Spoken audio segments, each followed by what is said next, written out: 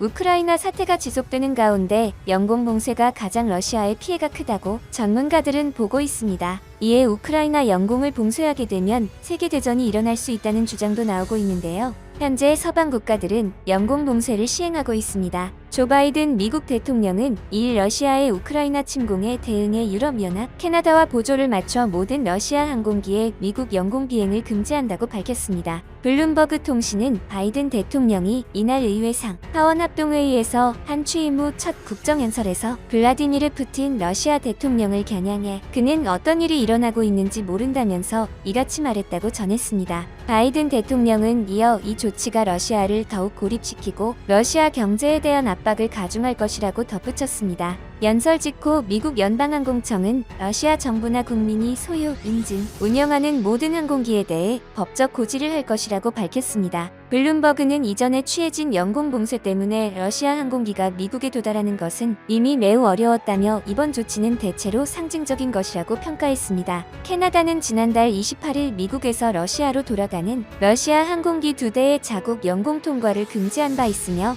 유나이티드 항공도 이날 미국 주요 항공사 중 마지막으로 러시아 영공 비행을 일시 중단한다고 발표했습니다. 이로써 주요 7개국인 G7 회원국 모두는 영공을 봉쇄했습니다. 그런데 일본만이 영공을 봉쇄하지 않고 있는데요.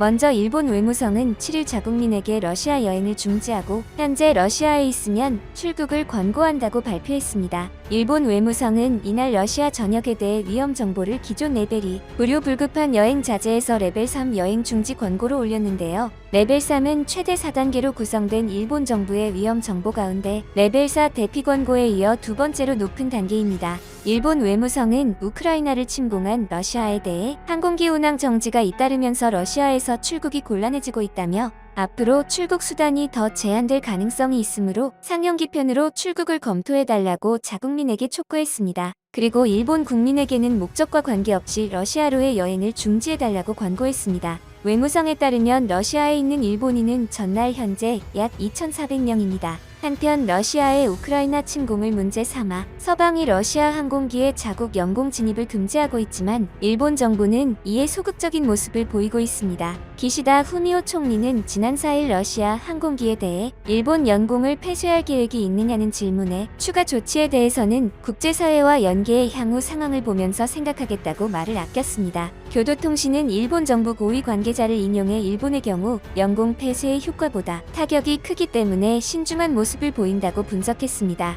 일본이 영공을 폐쇄하면 러시아가 똑같은 조치로 보복할 것이 확실시되기 때문입니다. 일본 항공기는 러시아 영공을 이용해 유럽으로 가는데 러시아 영공이 막히면 우회해야 하며 여객편뿐 아니라 백신 수송 등 물류에도 타격이 예상되기 때문에 소극적인 태도를 보이는데요. 그런데 영공 폐쇄는 일본뿐 아니라 다른 서방 국가들도 비슷한 피해를 입습니다. 그럼에도 각국은 피해를 감수하고서라도 영공을 폐쇄하는 것이죠. 따라서 G7 국가들 중 일본만 영공 폐쇄에 참여하지 않아 혼란이 시작될 것으로 보입니다. 그런데 일본은 영공 봉쇄를 미룬 것도 모자라서 서방과 뜻을 달리하는 모습을 보이고 있는데요. 우크라 사태 초기에는 신속히 제재하는 모습을 보이더니 점점 태도가 애매해진다는 평가가 나오고 있습니다. 글로벌 기업들의 러시아 손절이 이어지는 가운데서도 일본의 스파 브랜드 유니클로는 러시아 영업을 계속하겠다는 입장을 밝혔습니다. 7일 AFP 통신에 따르면 유니클로를 운영하는 패스트리테일링의 야나이타 다시 회장은 의류는 생활 필수품으로 러시아 사람들은 우리와 똑같이 살 권리가 있다라며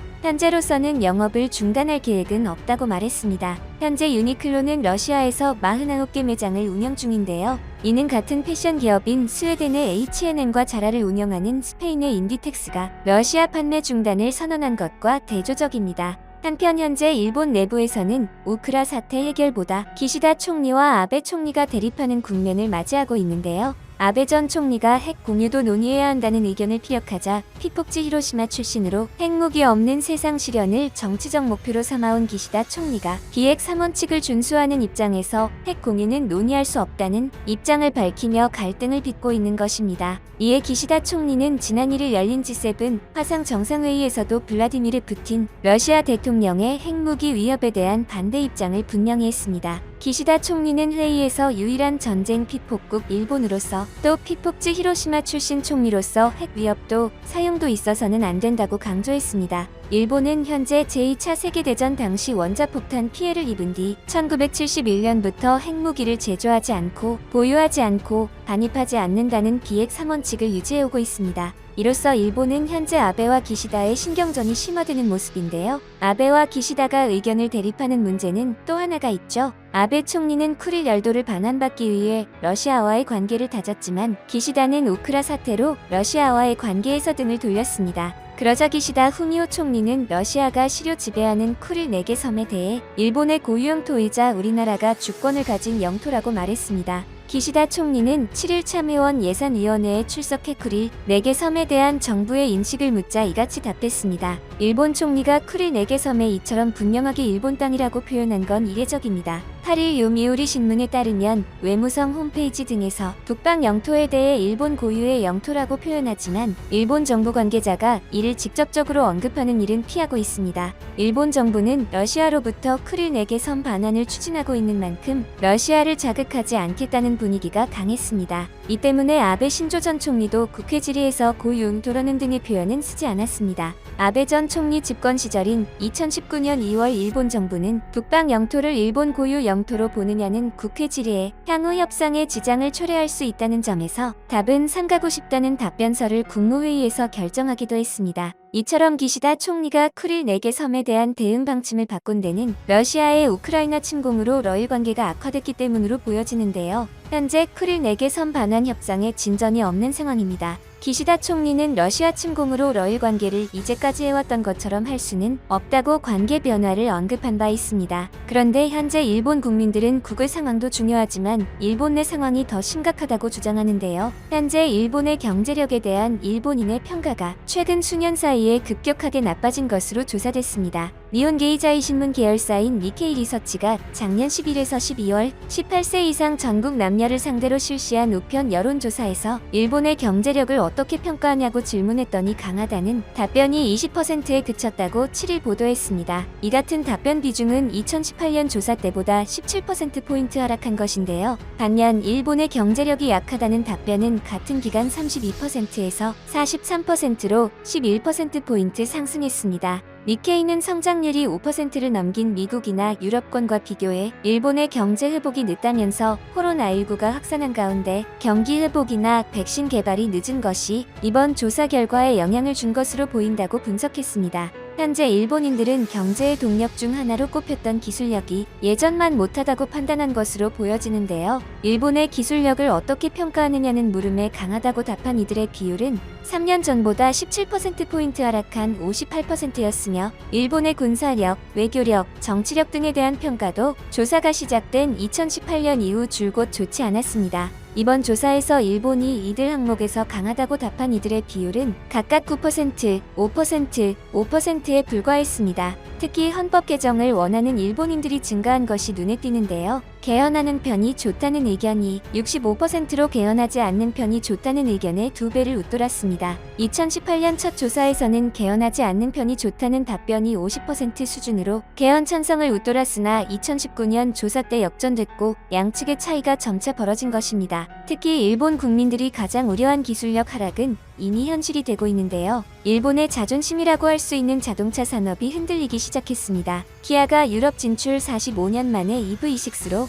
올해 유럽 시장 최고의 차라는 타이틀을 거머쥐었습니다. 자동차 업계에 따르면 현대차와 기아가 유럽에 진출한 것은 지난 1977년입니다. 같은 시기 그리스에 차량을 수출하며 유럽 시장에 첫 발을 뗐는데 이때만 하더라도 두 회사 모두 품질이 아닌 가성비로 겨우 인정받는 회사였습니다. 때문에 역사가 오래된 자동차 회사들이 즐비한 유럽에서 현대차, 기아가 성공할 것이라고 예상한 사람도 거의 없었죠. 여러 우려에도 불구하고 현대차 기아는 유럽 시장 공략을 포기하지 않았습니다. 1977년 약 300대에 불과했던 두 회사의 판매량은 2007년 56만 2천여 대를 기록하며 처음으로 50만 대를 넘겼는데요. 2008년 세계 금융위기와 2020년 코로나로 인한 생산 중단 등으로 인해 판매가 약간 주춤한 적은 있었지만 성장세는 꺾이지 않았고 2018년에는 유럽에서 현대차, 기아가 생산한 차량이 100만 대 넘게 팔렸습니다. 이후 유럽 시장에서 현대차, 기아의 위상은 완전히 달라졌는데요. 2005년에서 2016년 사이 유럽에서 현대차, 기아의 차량 판매 순위는 10위였습니다. 폭스바겐, 푸조, 시트로엔뿐만 아니라 도요타 뒤에 있었으나 2017년 7위로 뛰어오릅니다. 2018년 글로벌 경제위기 당시에도 BMW를 제치고 4위로 올랐습니다. 2005년 두 회사 합산 시장 점유율은 3.7%였으나 지난해는 8.7%로 2배 넘게 올랐죠. 올해 1월에는 심지어 르노 그룹마저 제치고 3위로 출발했으며 시장 점유율 역시 10%를 넘겼습니다. 자동차 업계 관계자는 유럽 시장에서 현대차, 기아는 일본을 뛰어넘은 지 오래라며 현지 메이커들과 완전히 대등하게 경쟁하고 있다고 밝혔습니다. 현재 한국은 유럽 시장에서마저 일본을 뛰어넘었다는 평가를 받으며 끊임없이 성장하고 있습니다.